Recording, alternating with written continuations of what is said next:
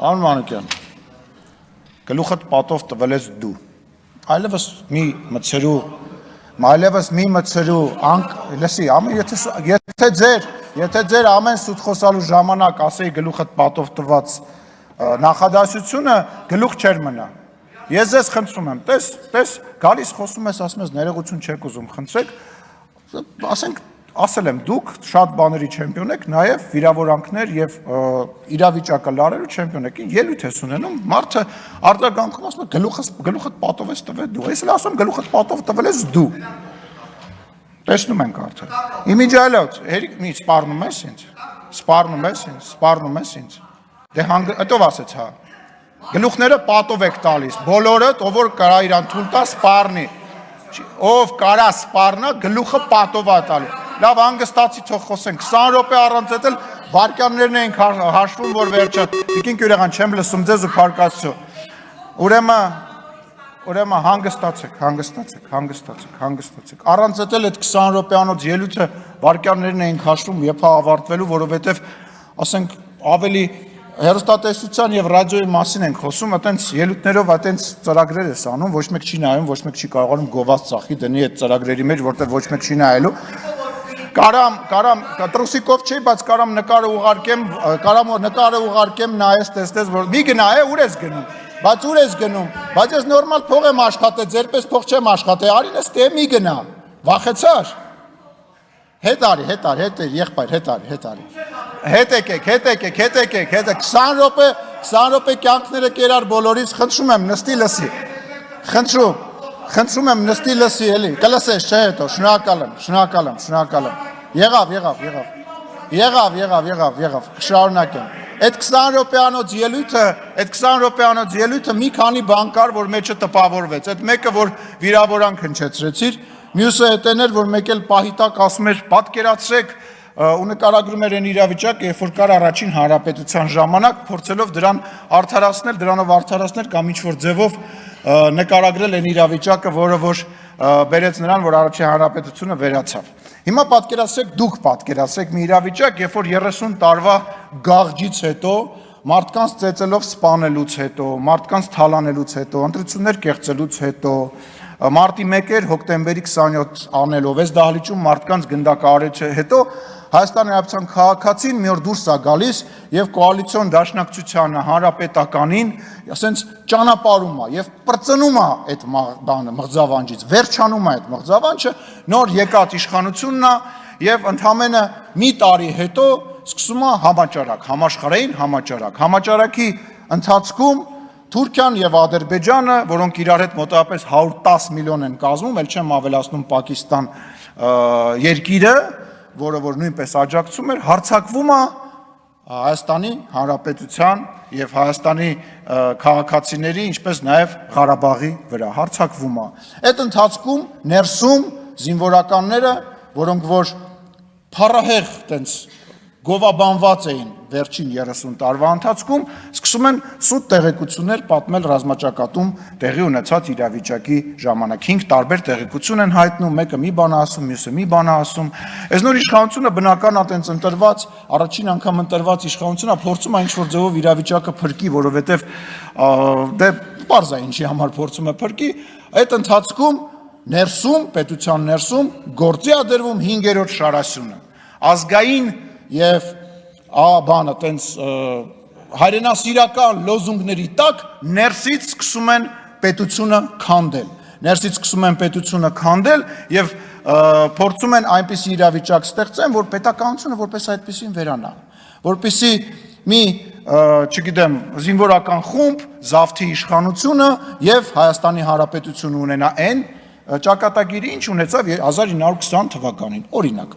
Տենց իրավիճակում։ Դրանից հետո Փառք Աստծո Հայաստանի Հանրապետության իմաստուն ժողովուրդը, չնայելով այն բանին, որ աչ ու ձախ բոլորին ասում էին դավաճան, որ 4000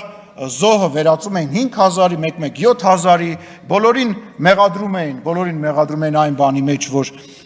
իշխանությանը մեղադրում էին այն բանի մեջ, որ այդ զոհերը իրանց հետ է կապված եւ իրենց մեղավորությունը, այնուամենայնիվ Հայաստանի Հանրապետության քաղաքացին գնում է ասում է, չէ եղբայր, ես շատ լավ գիտեմ ում պատճառով է եղել այս պատերազմը։ Ես շատ լավ գիտեմ ինչի հետևանքով ա եղել այս պատերազմը եւ նորից քվեարկում է գործող իշխանության համար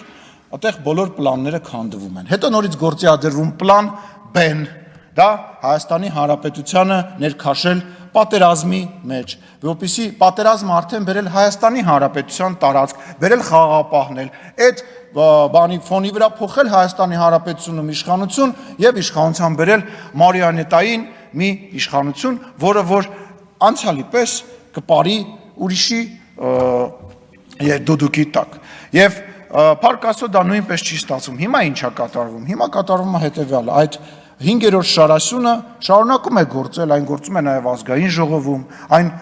փարոսիկների պես համահունչ աշխատում է հակառակորդի հետ, մեկ-մեկ ռուսերեն լեզվով, ինչպես նաև օրինակ ես ենթադրում եմ, որ ինչ-որ դրվագներ, որը որ քիչ առաջ հնչում էր, ռուսերեն լեզվով է եկել այդ դրվագները եւ թարգմանվել եւ գեղեցիկ հայերենով փորձ է արվել ներկայացվել, դրա համար գիտեք ինչ տեքստը պետք է ինչ-որ ձևով բռնի մարդուն, դրա համար երբ որ լավ չես թարգմանում այդ տեքստը, ասենք Google Translate-ով ես թարգմանում կամ լավ չես տիրապետում, այսինքն մի հատ այդ 20 րոպեանոց անիմաստ տեքստերից է ստացվում, որը որևիցե բանի չի բերում։ Իսկ դուք իշխանություն չեք ուզում վերցնեք, ընդդիմությունը չի ուզում իշխանություն վերցնի, եւ դրա ապացույցները շատ են։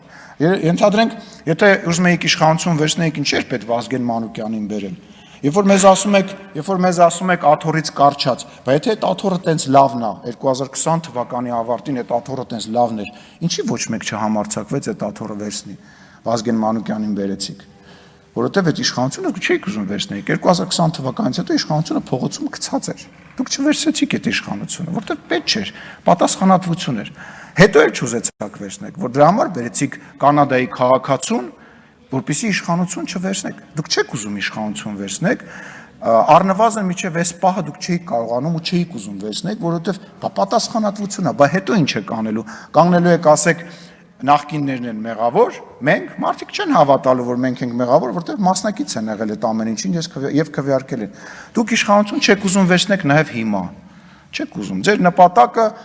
հաջորդ ազգային ժողովում հայտնվելն է։ Այդ ելույթները, որ գալիս եք 4 տարի, 5 տարի այդ նույն բանը ասում եք։ Ինձ ձեզ թվում է, բացի ձեր կողքի շրջապատում հավաքվածները ինչ որ մարդ ավելանվել է, այն մարդը, որը որ մեզ ընտրել է եւ ինչ որ բանի հետ կապված միգուցե վաղը մեզ չի ընտրելու, ձեզ չի ընտրելու, գնալու է երրորդ մեկին ընտրի, բայց ձեզ չի ընտրելու։ Նենց որ այդ որսը դադարեցրեք, դուք իրականում տուպիկի մեջ եք եւ այդ տուպիկը այտենց քաղաքական լուրջ տուպիկ է։ Այն նույն բաները, այն նույն, այսպես ասած, քաղաքական վերլուծաբանները, որոնք որ հիմա հայտնվել են ինտերնետում, ոդքասթներ են անում, հարցազրույցներ են տալի, դրա իմաստը ո՞րն է։ Հաջորդ ցուցակներում հայտնվել է։ Ես լավն եմ, դեռ ելույթ եմ ունեցել, այսօրվա իշխանությանը քննադատել եմ, ինձ էլ վերսեք։ Հիմա հարգելի քաղաքացիներ, մրցույթը սկսված է։ Ով կհայտնվի ընդդիմության հաջորդ ցուցակներում եւ այն ամեն ինչ որ դուք տեսնում եք հեռուստատեսությամբ, ինտերնետով եւ մնացածով ուղղակի առաջարկ է։ Մարդը գալիս է առաջարկում է, տեսեք, ես կարամ այսինչ բանը ասեմ իշխանությանը եւ ինձ էլ վերսեք ձեր ցուցակ։ Խնդրեմ, շարունակեք ձեր մրցույթը։ Ես վստահ եմ, որ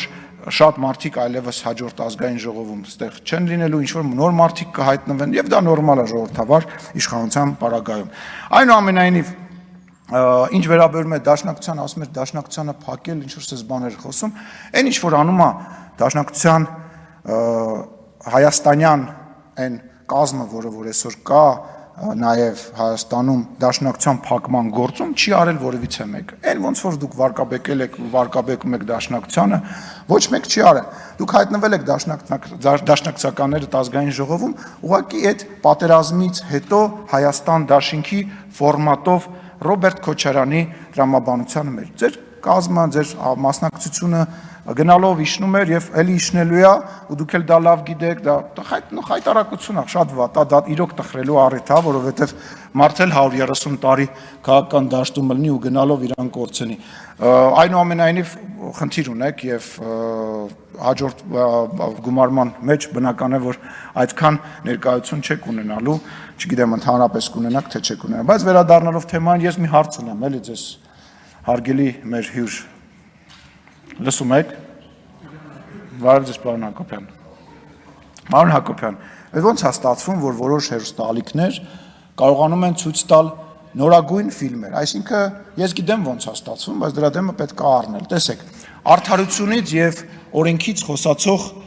մեր լրատվամիջոցների, այսպես ասած, սեփականատեր լրատվամիջոցները ինչ են անում։ Վերցնում են նոր ֆիլմ, ենթադրենք 100 տարվա մենություն ֆիլմը, որը որ 2025 թվականի ֆիլմ է, ինչ որ երրորդական կազմակերպության հետ պայմանագիր են կնքում եւ որ իբր իրենք գնել են այդ ֆիլմը այդ կազմակերպությունից եւ առանց իրավունքները ունենալու ցույց են տալիս։ Ես ուզում եմ հասկանալ, ինչքան է տևելու այդ պիրատությունը այս արդար ընդդիմադիր հեռուստաալիքների կողմից։ Կրկնում եմ, պիրատությունը, գողությունը արդար լուրեր տվող TV5, Երկիր մեդիա եւ այլ հեռուստաալիքների կողմից։ Ինչքան է այդ հանցագործությունը շարունակվելու եւ թոս փչոցին։ Իսկ ասելու շատ բան կա, վստահ եմ դուք էլ ինձ առիթները կտաք։ Շնորհակալություն։